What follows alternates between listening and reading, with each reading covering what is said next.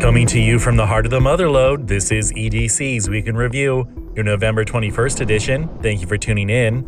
For the weather this week, we're going to have a reprieve from the rain, with some sunny and cloudy skies across the board, highs getting into the low 60s, and lows staying in the low 40s. Now on to our top stories. Castillo sentenced 28 years to life. The following story may be too graphic for some audiences. On November 14th, Bernardo Castillo received 28 years to life in state prison for the 2017 murder of his mother Sylvia Castillo and the near-fatal attack on his 4-year-old niece identified as OE. Sylvia suffered 41 stab wounds to the head, chest, and back. The child endured more than a dozen knife wounds, a collapsed lung, and a lacerated liver, but survived. Castillo fled in his mother's stolen car and was arrested the same day in El Centro, wearing clothing soaked with both victims' blood. District Attorney Vern Pearson called it an act of unimaginable violence and said the sentence finally delivers justice for the surviving child and grieving family. Board of Supervisors greenlight Carson Crossing, revamp meeting rules. In a packed November 18th meeting, the Board of Supervisors voted 5-0 to approve the long-planned Carson Crossing Drive connection to Latrobe Road despite strong pushback from El Dorado Hills residents, who fear more congestion and illegal truck traffic. The Transportation Director Rafael Martinez defended the project, saying new intelligent signals and the road layout will finally separate warehouse traffic from neighborhoods and finally keep heavy trucks off Golden Foothill Parkway and residential streets. Then after a 5-hour debate, supervisors unanimously approved sweeping changes to meeting procedures starting January 2026. Public comment on regular agenda items moves to the morning so speakers can leave early. Controversial resolutions will need 2 sponsors instead of 1, and the legislative platform expands to cover statewide ballot measures and federal issues. Open forum stays at 1 p.m. South Lake deadlock on vacant seat. South Lake Tahoe City Council interviewed more than 20 applicants for the vacant seat, but remained deadlocked 2-2, pushing the decision to December 9th. If no appointment by December 12th, the seat automatically goes to a June 2026 special election.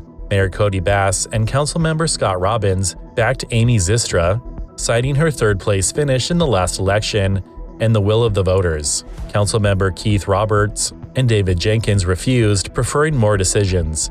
All motions failed. Beach Resort sold for makeover.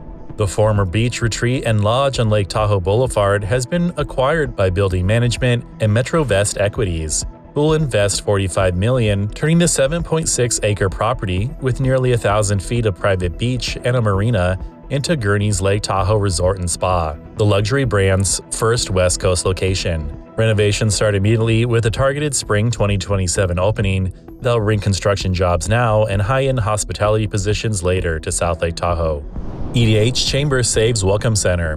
When the County Board of Supervisors cut tourism funding earlier this year, the El Dorado Hills California Welcome Center closed in July. The El Dorado Hills Chamber of Commerce immediately stepped in, relocating its headquarters inside Town Center and dedicating 700 square feet plus a visitor center restroom to keep the center running with chamber staff and resources. Chamber CEO Debbie Manning says hundreds of visitors still arrive monthly, filling gas tanks, dining, shopping, and discovering county attractions through staff referrals. Town Center owner Kevin Nagel provided the space rent-free. A grand reopening event is in the works at the new Vine Street location. And now for some news nuggets. The El Dorado County Sheriff's Office is now accepting registration for its free 13-week Citizens Academy starting January 7, 2026, with limited spots filling quickly. Placerville Police Department received a $61,000 grant from the California Office of Traffic Safety to fund DUI checkpoints, distracted driving enforcement, and other traffic safety initiatives through September 2026. The Board of Supervisors will hold a public hearing December 2nd on an appeal of the Planning Commission's denial of a conditional use permit for a 66-acre project on Wolf Creek Road.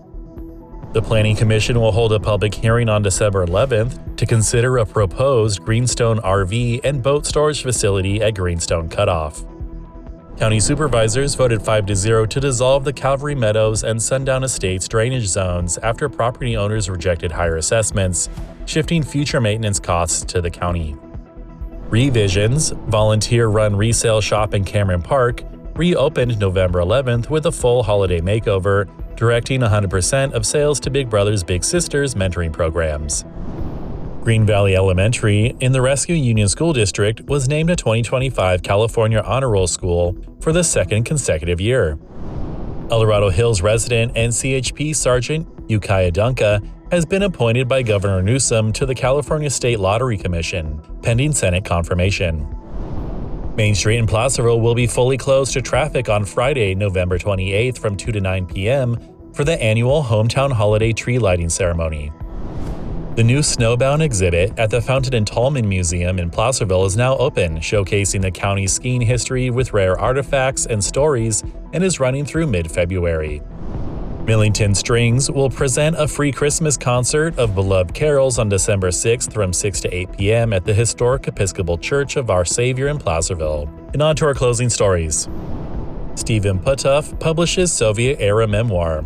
El Dorado Hills resident Stephen Putoff, 84, who grew up picking pears on county orchards, has released First Capitalist in the Soviet Union. The book chronicles his journey from El Dorado High graduate to IBM and Aerojet engineer, Memorex vice president at 35, and eventual advisor to Mikhail Gorbachev. In the late 1980s and early 90s, he built 26 customer service-focused stores across 5 Soviet cities to demonstrate capitalism's superiority, only to be driven out by Russian mafia.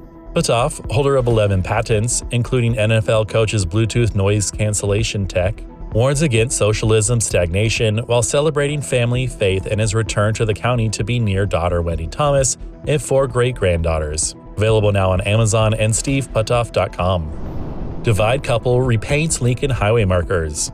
Garden Valley residents Trey and Monica Pitzenberger, known for owning Golden Gecko Garden Center and Monica's role as produce manager at Georgetown's Marvell, spent late September repainting faded Lincoln Highway L logos from Applegate to Truckee. Wearing high-visibility vests, the history-loving couple refreshed 4 rail underpasses and 2 bridges along the historic route. Their annual volunteer effort keeps one of America's earliest transcontinental highways marked and celebrated for today's travelers. And this has been EDC's Week in Review, your November 21st edition. Thank you for tuning in. And as always, if you enjoy our content, please like, subscribe, and share with a friend. And if you want to learn more about these stories, please see the show notes.